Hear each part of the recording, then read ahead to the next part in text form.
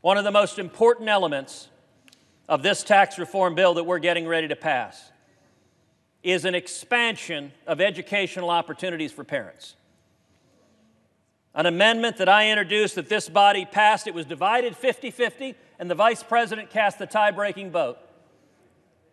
Expanded 529 college savings plans. Right now, 529 plans are immensely popular.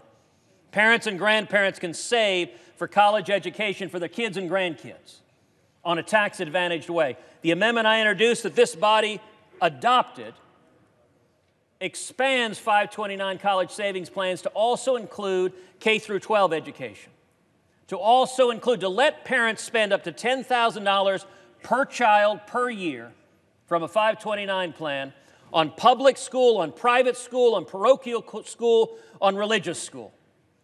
And as the amendment was passed, on homeschoolers. It puts the parents in charge. It puts the grandparents in charge, saving their own money, not taxpayer money, Mr. President, their own money.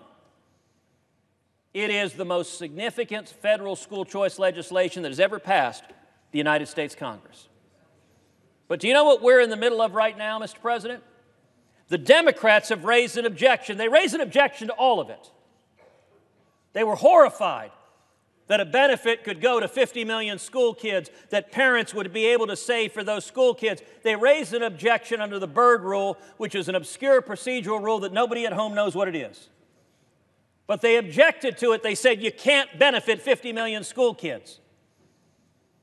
And indeed, as we argued in front of the Senate parliamentarian, one of the arguments the Democrats said is, this is really popular with the American people. We don't want to do something that's really popular with the American people.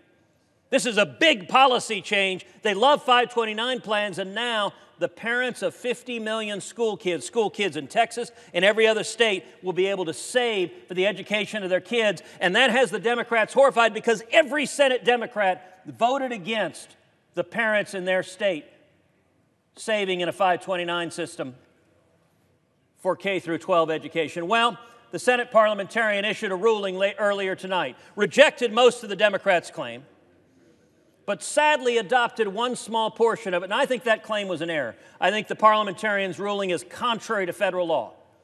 But let me tell you what the Democrats are objecting to, because there is a moment for conscience to strike them. The Democrats' position, they have raised a point of order. The senator from Vermont stood up and raised a point of order that said they want to exclude homeschoolers from 529 plans. There are 1.8 million kids who are homeschooled right now. To every kid who is being homeschooled right now, to every parent, to every mom who puts in the time, some dads, but a lot of moms, who put in the time day after day after day homeschooling their kids. What every Democrat is standing up to do right now is saying, we are going to discriminate against homeschoolers. We're going to cut you out. Why? Because the Democratic Party can't stand the audacity of a parent who would take it upon himself or herself to educate their child free of centralized control. So their point of order is to carve homeschoolers out of this.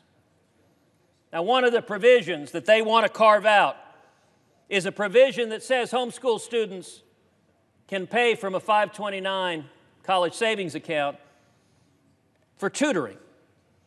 Every Senate Democrat is getting ready to vote against tutors for children at home.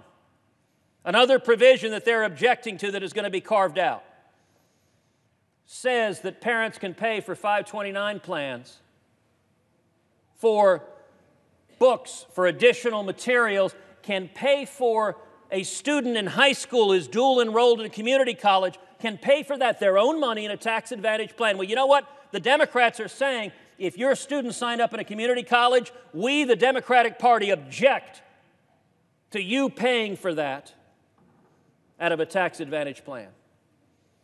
And let me tell you what's most striking. A provision the Democrats are arguing to strike provides that parents with a child with disabilities can pay for educational therapy from a 529 plan that is their own savings, that they put together, and the Democrats are saying to the parents of kids with disabilities, no, you can't. Let me ask my friends on the Democratic side of the aisle, are you prepared to look in the eyes of a kid with disability and explain why you said you are cut out?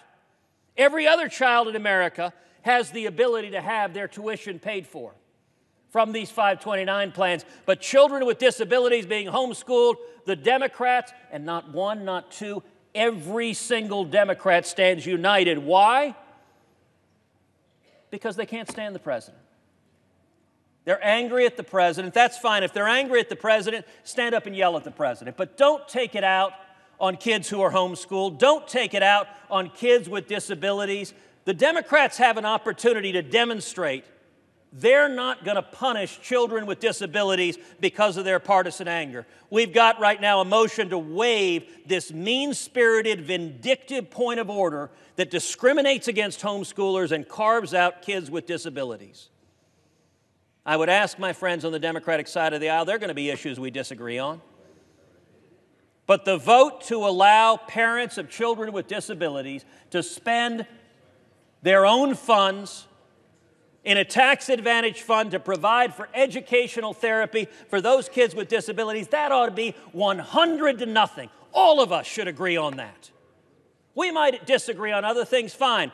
The death tax, or as Democrats like to call it, the estate tax, we can disagree on that. But educating kids with disabilities, you're really standing up, raising that objection. I would ask my friends on the Democratic side of the aisle, don't do that. Don't discriminate against the homeschoolers. Mr. President, I yield the floor.